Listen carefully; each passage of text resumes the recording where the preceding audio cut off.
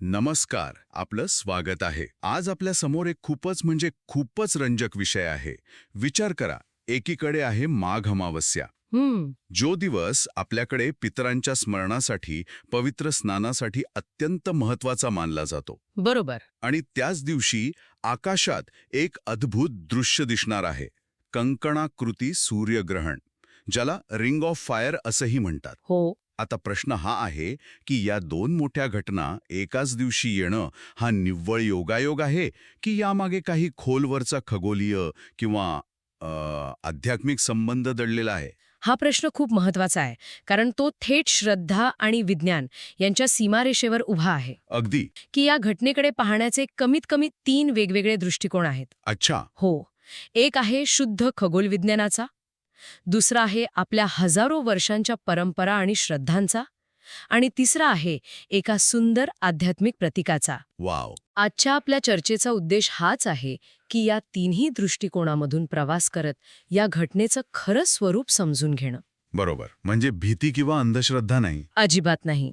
फक्त शुद्ध कुतूहल आणि माहिती. उत्तम. चला तर मग हे कोडं सोडवायला सुरुवात करूया. पण त्याआधी जे ऐकणारे नवीन आहेत त्यांच्यासाठी आपण या दोन संकल्पना अगदी सोप्या करून सांगूया का? हो, नक्कीच. पहिली म्हणजे माढ अमावस्या नक्की काय असते? नक्कीच.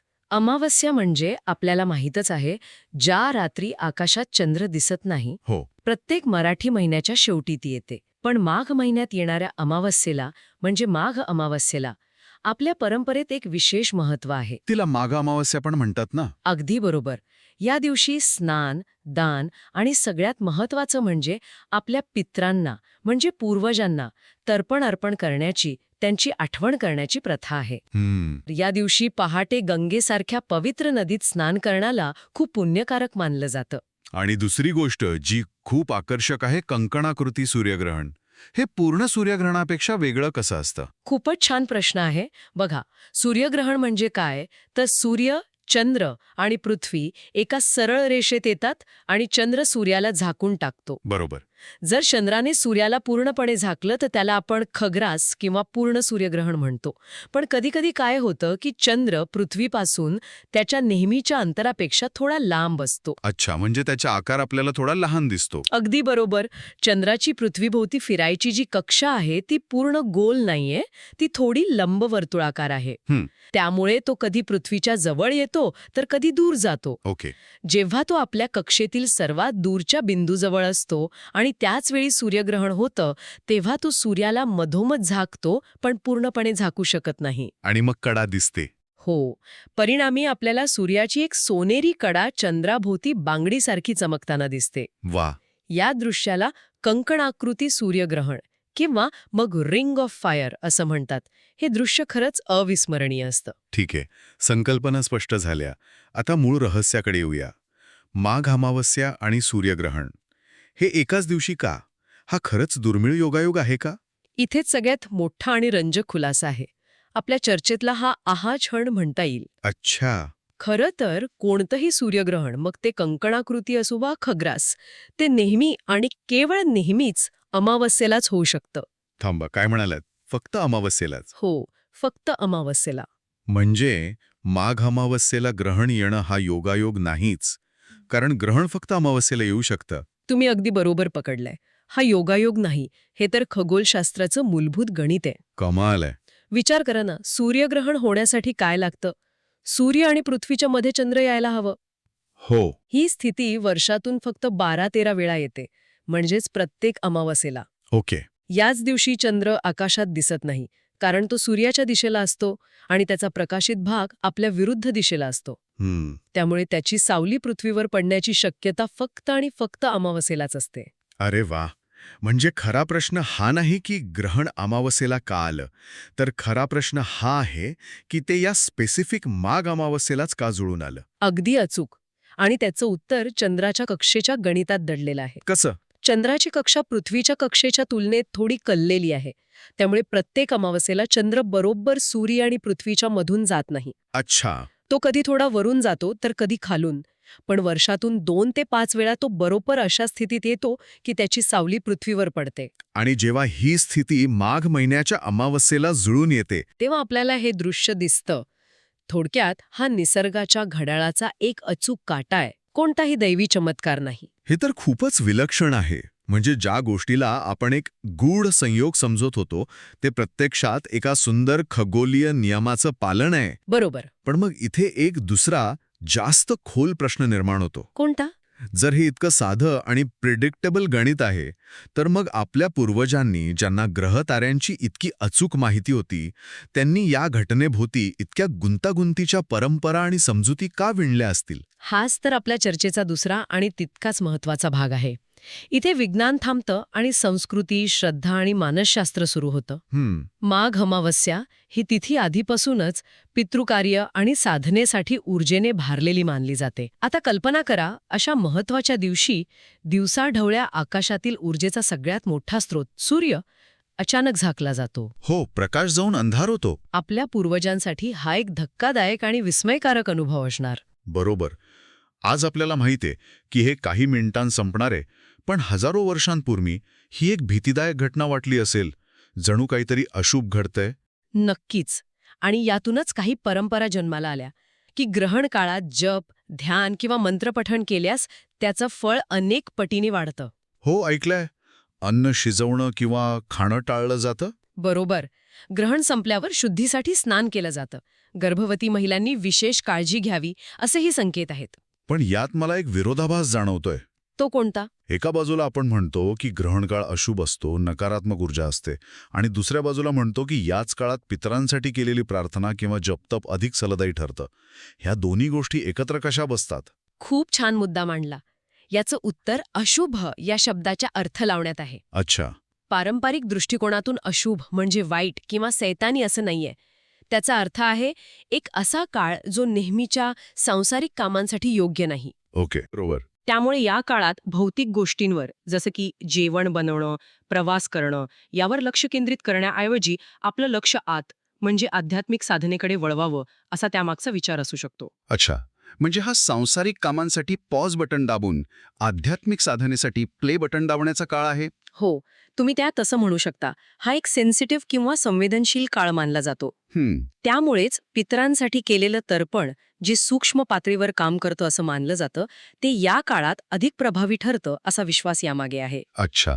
म्हणूनच काही ठिकाणी ग्रहण संपल्यानंतर लगेच स्नान करून पितरांसाठी तर्पण करण्याची पद्धत आहे. हे खूपच रोचक आहे. म्हणजे परंपरेने एका खगोलीय घटनेला आध्यात्मिक साधनेची संधी बनवलं. अगदी.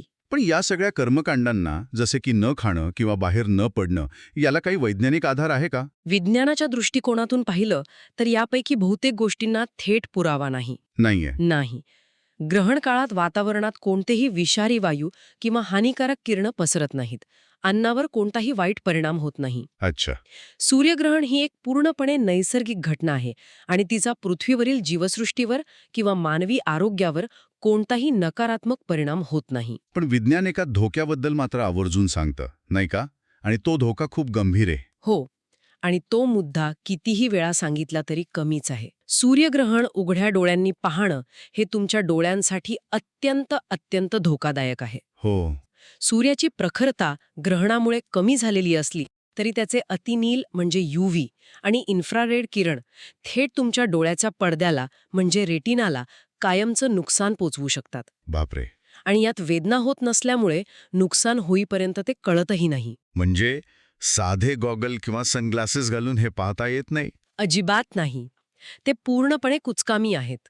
ग्रहण पाहण्यासाठी खास बनवलेले सोलार फिल्टर असलेले चष्मे किंवा ग्रहण चष्मे वापरणं अनिवार्य आहे. किंवा मग पिनहोल कॅमेरासारख्या पद्धती? हो, अप्रत्यक्ष पद्धती वापरणं सुरक्षित आहे. खरं तर या बाबतीत आजी सांगायची ते ऐकलेलं बरं, की ग्रहणात बाहेरच पडू नका. हा. जरी त्यामागे विज्ञानाचा आधार नसला तरी डोळे तरी वाचतील. भीतीपेक्षा महत्वाची माहिती असणं. बरोबर. या घटनेबद्दल घाबरण्याऐवजी ती सुरक्षितपणे कशी अनुभवायची याची अचूक माहिती असणं गरजेचं आहे. अगदी खरं आहे. तर आपण विज्ञानाचा अचूकपणा पाहिला, श्रद्धेमागील दृष्टिकोन समजून घेतला, पण या पलीकडे जाऊन या घटनेचा काही प्रतिकात्मक किंवा वैयक्तिक अर्थही असू शकतो का? नक्कीच. ज्याने मला खूप विचार करायला भाग पाडलं. हो, आणि तो विचार या चर्चेला एका वेगळ्याच उंचीवर घेऊन जातो. आपण जर या दोन्ही घटनांकडे प्रतीक म्हणून पाहिलं तर. कसं? अमावस्या कशाचं प्रतीक आहे? पूर्ण अंधाराचं, जिथे काहीच दिसत नाही. आणि ग्रहण कशाचं प्रतीक आहे? प्रकाशाचा जो स्रोत आहे, सूर्य, त्याचं तात्पुरतं झाकलं जाणं. म्हणजे एकीकडे मूळचा अंधार आणि दुसरीकडे प्रकाशावर आलेलं तात्पुरतं सावट. बरोबर. आणि जेव्हा या दोन्ही गोष्टी एकत्र येतात, तेव्हा तो आपल्या जीवनासाठी एक खूप मोठा संदेश देऊन जातो. काय संदेश? तो संदेश असा की जीवनात कधीकधी अशी वेळ येते जेव्हा सगळीकडून अंधार दाटून येतो. सत्य काय आहे ते झाकोळलं जातं. परिस्थिती खूप कठीण आणि निराशाजनक वाटते. अरे वा, म्हणजे जसं ग्रहण हे तात्पुरतं असतं आणि सूर्य पुन्हा पूर्ण तेजाने तळपू लागतो, तसंच आपल्या आयुष्यातील कठीण प्रसंगांचंही असतं. अगदी तसंच खगोलशास्त्राचा नियम म्हणजे ग्रहण तात्पुरतं असतं आणि जीवनाचा नियम म्हणजे कठीण काळ तात्पुरतं असतो. इथे किती सुंदर जुळून येताय. बरोबर. ग्रहण संपतं आणि प्रकाश परत येतोच. ही घटना आपल्याला आठवण करून देते की जीवनातील कितीही मोठा अंधार असला तरी तो तात्पुरता आहे. सत्य आणि प्रकाश शेवटी विजयी होतात. ही खगोलीय घटना आपल्याला अशा कठीण काळातही स्थिर राहायला, धीर धरायला शिकवते, कारण आपल्याला खात्री असते की ही स्थिती कायमची नाही. खरंच, हा विचार खूप सकारात्मक आणि दिलासा देणारा आहे. म्हणजे एकाच घटनेकडे आपण किती वेगवेगळ्या नजरेने पाहू शकतो. हो ना.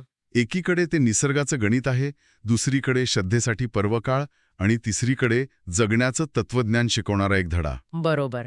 आणि यातलं काहीही चुकीचं नाही. प्रत्येकजण आपापल्या दृष्टिकोनातून ह्या घटनेचा अर्थ लावू शकतो आणि त्यातून काहीतरी घेऊ शकतो. तर एकंदरीत आपण या चर्चेतून कुठे येऊन पोचलो आहोत? आपण सुरुवात केली होती एका साध्या प्रश्नाने, हां. हा योगायोग आहे की काहीतरी विशेष? हो. आणि आपल्याला उत्तर मिळालं की हा खगोलीय योगायोग नसून एक नैसर्गिक क्रम आहे. आपण पाहिलं की माघ अमावस्या ही एक धार्मिक महत्वाची तिथी आहे. कंकणाकृती सूर्यग्रहण ही एक सुंदर खगोलीय घटना आहे. आणि सूर्यग्रहण नेहमी अमावस्येलाच होत असल्यामुळे या दोन्हींचा संयोग हा एक नैसर्गिक गणितीय क्रम आहे. पण जेव्हा हा क्रम जुळून येतो तेव्हा श्रद्धा आणि विज्ञान यांचा एक अनोखा संगम आपल्याला पाहायला मिळतो. आणि सगळ्यात महत्वाचा संदेश हा आहे की ही घाबरण्याची किंवा अंधश्रद्धेला खतपाणी घालण्याची गोष्ट नाही. अजिबात नाही. उलट सजग राहून, योग्य माहिती घेऊन आणि सुरक्षिततेची काळजी घेऊन अनुभवण्याची निसर्गाची एक अद्भुत रचना आहे. भीती नाही, तर कुतूहल आणि आदर बाळगण्याची ही वेळ आहे. अगदी बरोबर. आणि या चर्चेच्या शेवटी ऐकणाऱ्यांसाठी एक विचार सोडून जाऊ इच्छिते. नक्कीच. जेव्हा आपण पृथ्वी, चंद्र आणि सूर्य यांना अशा अचूक गणितीय खगोलीय रेषेत पाहतो, तेव्हा ब्रह्मांडाच्या या भव्य रचनेत आपलं स्थान किती लहान आहे याची जाणीव होते. हो. निसर्गाचं हे अचूक गणित, ही शिस्त आपल्या वैयक्तिक आयुष्यातील घटनांकडे, आपल्या समस्यांकडे पाहण्याचा आपला दृष्टिकोन कसा बदलू शकते? खूप खोल विचार आहे. ज्या गोष्टी आपल्याला आज खूप मोठ्या आणि अव्यवस्थित वाटतात, त्यांच्यामागेही असाच कोणता तरी न दिसणारा क्रम, काहीतरी मोठं गणित असू शकतं का? यावर नक्की विचार करायला हवा.